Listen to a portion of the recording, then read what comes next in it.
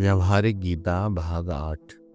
कुरुते गंगा सागर गमनम व्रत परिपालन मथवा दानम ज्ञान विहीन सर्वमतेन भजति न मुक्तिम जन्म शतेन। भज गोविंदम गोविंदम भज मूढ़मते। चरपट पंजरी का 17वां श्लोक। केवल बाहर का आडंबर है और कुछ भी नहीं है।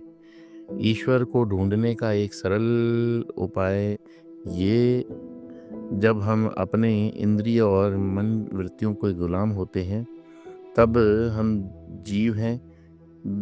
ये जीव सृष्टि है। जब हम इंद्रियों और मन की अपनी गुलामी में रखते हैं तब हमारे माध्यम से ऐश्वर्य प्रकट हो रहा है।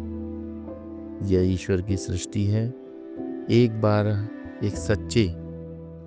एक सच्चे बच्चे ने हमसे बहुत सुंदर प्रश्न पूछा, स्वामी जी आप कहते हैं भगवान हम सबके हृदय में है, हर एक के हृदय में तो दुख ही है और भगवान कितने दुखी होंगे। फिर उसने पूछा, स्वामी जी कैसे पता चले कि कोई कार्य हमारे हृदय में बैठे भगवान की इच्छा से हो रहा है या हमारी इच्छा से हो रहा है। हमने कहा बहुत सरल बात है। जब व्यक्ति को कुछ प्राप्त करने में खुशी होती है तब वह जीव है, जब देने में खुशी होती है तब वह ईश्वर है। इस प्रकार से अपने हृदय से जीव जगत और ईश्वर के बारे में भ्रांतियां निकाल दी। अब चौथी बात साधना के बारे में। आध्यात्मिक साधना का क्या तात्पर्य है? जब हमारा मन संपूर्ण विश्व से हट गया, जब हमारे लिए लाभ हानि शून्य है, जब दोस्त दुश्मन अपना पराया भेद समाप्त हो गया, अन्य की प्रतीति नहीं है, परिच्छिन्नता की भ्रांति नहीं है, परोक्षता की कल्पना नहीं है, तब हमारी आध्यात्मिक साधना ठीक चल रही है। तब हम अपने स्वरूप में निष्ठावान हैं। अपने को परिच्छिन्न मानना यह जीव है। जगत को अन्य या प्रत्यक्ष मानना ये भ्रांति है। ईश्वर को अपने से दूर या परोक्ष मानना ये गलत है। जब ये भ्रांतियां हट जाती हैं तब एकमेवा द्वितीय तत्व हमारे माध्यम से प्रकट हो रहा है। इसको कहते हैं ततः पदम तत्परिमार्गितव्यम, ईश्वर के बारे में अनुसंधान करना। एक बार एक सज्जन पूछते हैं, स्वामी जी हमारे गुरुजी कहते थे आत्मचिंतन करो, आप भी यही आत्मचिंतन करवाते हैं, इसका अर्थ क्या है? हमने कहा बहुत सरल बात है। अनात्म चिंतन के प्रभाव को आत्मचिंतन कहते हैं। हम अपनी आंखों से दूसरों को देख सकते हैं, स्वयं को नहीं देख सकते। मन से हम अन्य का चिंतन कर सकते हैं, अपना चिंतन नहीं कर सकते। इसलिए मन से जब सभी इच्छाएं समाप्त हो जाएं, इच्छा रहित ज्ञान को परमात्मा कहते हैं। जिस ज्ञान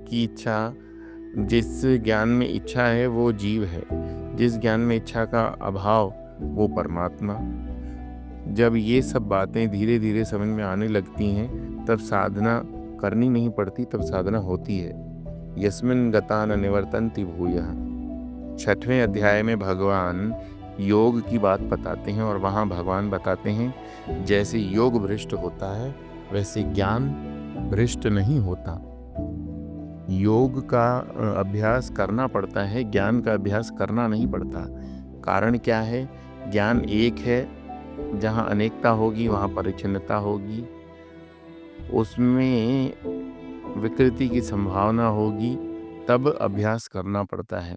बचपन में हमको बताया जाता है ये पीला रंग है। अब जब ये पीला रंग देखने में पहचान लेंगे, इसमें अभ्यास करने की आवश्यकता नहीं। इसी प्रकार से यदि हम एक बार तैरना सीख लिया तो फिर चाहे ज़िंदगी भर अभ्यास न करें, तैरना नहीं भूलेंगे। आप 15-20 साल के बाद तैरने के लिए पानी में कूदो, फिर भी तैरना नहीं भूलोगे। कारण क्या है कि तैरना हमारे बुद्धि, मन या देह ने नहीं सीखा। जब वह ज्ञान है जो एक बार प्राप्त हो गया तो फिर भूलता नहीं। इसी प्रकार से अपने स्वरूप को केवल एक बार पहचानना है। यस्मिन् गता न निवर्तन्ति भूयः। फिर दुनिया में आने का चक्कर नहीं, अर्थात हम इस दुनिया में रहेंगे लेकिन ये दुनिया हम में नहीं प्रभाव नहीं डालेगी। एक हमारे बहुत घनिष्ठ मित्र हैं, वे कई वर्षों तक अपने गुरु महाराज जी के साथ रहे। गुरु महाराज जी बहुत श्रेष्ठ योगी, कई दिन तक बिना खाए पिए बिना सोए बंद कमरे में बैठे रहते। एक समय वे 10 जगह प्रकट हो सकते थे। उनके हजारों शिष्य थे, बहुत सिद्ध पुरुष थे, हमारे मित्र के बहुत समीप थे। उन्होंने हमारे मित्र से कहा, देखो एक बात याद रखना, आपके जीवन में कितनी भी सिद्धियां आ जाएं, आपके जीवन से माया का प्रकोप कभी शांत नहीं होगा। जब तक आप स्वयं को पहचानेंगे नहीं। स्वयं को पहचानने की प्रक्रिया चिंतन से होती है। स्वामी अखंडानंद जी महाराज कहानी बताते थे। वे कहते थे, जब मैं जवान था तब वाराणसी में रहकर साधना किया करता था। पता नहीं क्या हुआ, भगवान का नाम लेने से मेरा मन उचट गया। मैं एक महात्मा जी के पास गया, उनको अपनी समस्या बताई। उन्होंने कहा, मेरे पीछे बोलो, ओम श्री राम जय जय राम, ओम श्री राम जय जय राम। उन्होंने बोलना प्रारंभ किया, महाराज जी ने बोलना बंद कर दिया। उसके बाद 15 दिन तक उनका अखंड जप चलता रहा।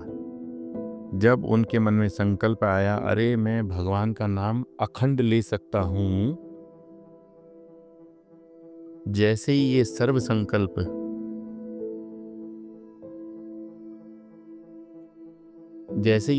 आया, फिर से भगवान का नाम लेने से उनका मन उचट गया। वे महाराज जी के पास पहुंचे। महाराज जी बोले, महाराज जी 15 दिन तक मैंने बहुत बढ़िया भगवान का नाम लिया, फिर पता नहीं क्या हो गया। महाराज जी बोले, तुम नाम ले रहे हो, वो मेरे संकल्प से ले रहे थे। उधारी के पैसे से अमीरी नहीं आती। देखो, साधु संतों में ये क्षमता है कि वे जो चाहें हमसे करवा लें, लेकिन जीवन का लक्ष्य नहीं हो सकता। इसी प्रकार के लोग ध्यान करने के लिए परेशान होते हैं। कितनी देर ध्यान करोगे? आधा घंटा, 1 घंटा, 2 घंटा, इसके बाद क्या? इसके लिए ध्यान करना नहीं है, ध्यान में जीना। भगवान ने भगवत गीता में 2वें अध्याय में स्थित प्रज्ञ के लक्षणों में यही बताया कि जीवन मुक्त पुरुष कैसा जीता है। उसके लिए समझदारी की आवश्यकता होती है। प्रजहाति यदा कामान सर्वान पार्थ मनोगतान आत्मन्येवात्मना तुष्ट स्थित प्रज्ञस्तदोच्यते। 2 अध्याय 55 श्लोक। मन में एक भी कामना नहीं है, अपने आप में संतुष्ट है, एकदम प्रसन्न है, ऐसा पुरुष स्थित प्रज्ञ कहा जाता है। यस्मिन् गता न निवर्तन्ति भूय। एक बार अपने स्वरूप का दर्शन हो गया तो काम क्रोध लोभ मोह मद मात्सर्य, अपना पराया, शत्रु मित्र, लाभ हानि सब गायब हो जाता है। उसके बाद असली जीवन प्रारंभ होता है। जैसे लखनऊ में इमाम बाड़ा है, पहले उसमें इमाम रहते थे। 1947 के बाद पाकिस्तान भारत विभाजन के बाद अब वो खाली हो गया, वहाँ कोई नहीं रहता। अब सरकार की देखरेख में इसी प्रकार जब मैं मिथ्यात्म में और मैं और गौड़ात्म में मैं निकल जाता है, तब परमात्मा प्रकट होने लगता है। फिर जीवन का सौंदर्य एकदम बदल जाता है। जिसने दिखने में वैसा होगा जैसे लोहा और चुंबक दिखने में एक से होते हैं, लेकिन लोहे को कीलों के डब्बे से डालो तो वह अकेला ही बाहर आता है, लेकिन चुंबक अपने साथ बहुत सारी कीलों को साथ लेकर आता है। अपने में जो वह यह दिव्यता होती है, वो परमात्मा के प्रागट्य के कारण। तमेव चाद्यम पुरुषम प्रपद्ये। उस आदि पुरुष की ही का शरण में हमको जाना है, उनके प्रति समर्पित होना।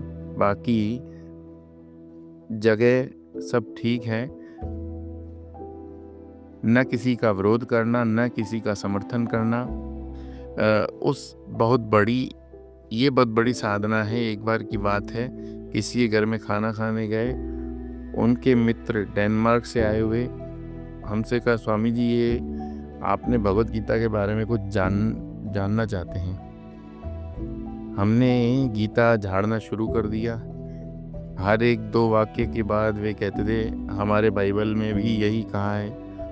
हमको आया गुस्सा, हमने उनको कसकर झाड़ दिया। जब हम घर वापस आए तो मन बहुत अशांत था। उस दिन के बाद प्रभु ने ये ज्ञान दिया कि कभी किसी के साथ वाद विवाद में नहीं पड़ना, उससे कुछ प्राप्त होता नहीं, मन की शांति भंग हो जाती है। इसलिए the best way is to disagree with somebody is to agree immediately। कभी किसी के साथ वाद विवाद में मत करो। नारद भक्ति सूत्र में आता है कि वादो न अवलंब्य यत्तः प्रवृत्ति प्रसरता पुराणी। उस एक तत्व को हमको पकड़ना है। इसकी एक बहुत सरल साधना है। एक ही मन 5 कर्म इंद्रियों के साथ के माध्यम से बाहर आता है। मन जब आँखों से बाहर आता है तब उसको दृष्टि कहते हैं। यही मन जब कानों से बाहर आता है तब इसको श्रवण इंद्रिय कहते हैं। यदि मन जब नासिका के माध्यम से बाहर आता है तो इसको घ्राण इंद्रिय कहते हैं। 5 इंद्रियों के पीछे 5 मन नहीं। जैसे सभी बिजली के उपकरणों के पीछे एक ही बिजली है। बल्ब के माध्यम से प्रकाश के रूप में अभिव्यक्ति होगी, पंखे के माध्यम से गति रूप में अभिव्यक्त होगी, हीटर के माध्यम से गर्मी अभिव्यक्त होगी, एसी के माध्यम से ठंडी हवा अभिव्यक्त होगी। बिजली तो एक ही है। इसी प्रकार 5 ज्ञानेंद्रिय 5 कर्मेंद्रिय के माध्यम से एक ही मन प्रकट हो रहा है, अनेकता उपाधि के कारण। इसलिए जिसका मन शांत और प्रसन्न है उसके इंद्रिय ठीक प्रकार से काम करेंगे। अब और चिंतन करते हैं। एक ही चेतन सत्ता जब पुरुष की देह से प्रकट होती है तो दाढ़ी निकल गई। यही चेतना जब स्त्री के देह से प्रकट होती है तो सौंदर्य निकल आया। यही चेतना जब गाय की देह से प्रकट हुई तो दूध निकला। सर्प की देह से प्रकट हुई तो जहर निकला। इन भिन्न भिन्न उपाधियों के कारण एक ही चेतना सत्ता, इसके लिए जिसके मन ने नियंत्रण कर लिया उसकी सभी इंद्रियां नियंत्रित हो गईं। जो चैतन्य के रूप में जीता है उसको औपाधिक भेद प्रभावित नहीं कर सकता। जैसे हमारा मन हमारी इंद्रियों के भेद भाव में नहीं रहता करता, उसके लिए आँखें, कान, हाथ, पैर सबके लिए समत्व स्वाभाविक है। इसी प्रकार से जो चैतन्य में जी रहा है उसकी समत्व की उपलब्धि बनावटी नहीं है, स्वाभाविक है। उसके लिए भेद भाव समाप्त हो जाता है। इसको कहते हैं आध्यात्मिक चिंतन। जब मन ऐसी स्थिति में पहुंच जाता है तो दुनिया हमको परेशान नहीं करती। मन में दुनिया के विचार नहीं आएंगे। मन एकदम शांत है। ऐसा मन बिना प्रयत्न के ही एकाग्र हो जाता है। जब हम मन से परे चेतन सत्ता में चले जाते हैं तो चेतन सत्ता की दृष्टि से मन और दुनिया का कोई अस्तित्व नहीं। जैसे पानी की दृष्टि से समुद्र और लहरों दोनों का अभाव है। यस्मिन् गता न निवर्तन्ति भूयः। बस एक ही बार हमको अपने इस चैतन्य स्वरूप को समझना और पहचानना। इसके लिए दुनिया से उपरत हो जाना बहुत सरल बात है। जिसको पकड़ नहीं सकते वो संसार है, जिसका त्याग नहीं हो सकता वो परमात्मा है। साधना क्या करनी है? जिसका त्याग कर सकते हो करते जाओ। सबसे पहले जगत की वस्तुओं का त्याग कर दिया, फिर इंद्रियों का त्याग कर दिया, मन का त्याग कर दिया, बुद्धि का त्याग कर दिया, कर्तृत्वाभिमान का त्याग कर दिया, देहात्म भाव का त्याग कर दिया, जागृत स्वप्न सुषुप्ति और समाधि का त्याग कर दिया। इस प्रकार त्याग करते करते एक ऐसी अवस्था में पहुंच गए जहां त्याग करने वाला भी गायब हो गया। ये हम रोज करते हैं लेकिन पहचानते नहीं। जब सोने जाते हैं तब सभी बत्ती बंद कर दी, बिस्तर में चले गए तो पहले दुनिया का त्याग कर दिया, फिर मुझे सोना है ये जप चलने लगा। जब इस संकल्प का भी त्याग कर दिया तो कब खर्राटे शुरू हो गए पता नहीं चलता। इसी प्रकार से हमने जो दुनिया को पकड़ रखा है उसको धीरे धीरे छोड़ देना। यत्तः प्रवृत्ति प्रसरता पुराणी। उसी परमात्मा से यह संपूर्ण जगत प्रकट हो रहा है। जैसे लहरें प्रकट होती हैं, फुदकती और नाचती हैं, खेलती हैं और फिर समुद्र में विलीन हो जाती हैं। उसी प्रकार से जब हम नींद से उठते हैं तब सबसे पहले अपने होने का भान होता है, फिर समय का भान होता है, कितना बजा, फिर तीसरी बात हम कहाँ हैं। उसके बाद दिनचर्या प्रारंभ होती है। जब सोते हैं तो सब कुछ लपेट लिया, मैं गायब हो गया, हम नींद में चले गए। ये अखंड चल रहा है कि इसमें कोई नई बात नहीं। इस परमात्म तत्व को जब हम पहचानेंगे तो न हमको जन्म की परेशानी है न मृत्यु का डर। इसके लिए हमें साधना क्या करनी है, भगवान आगे श्लोक में बताते हैं।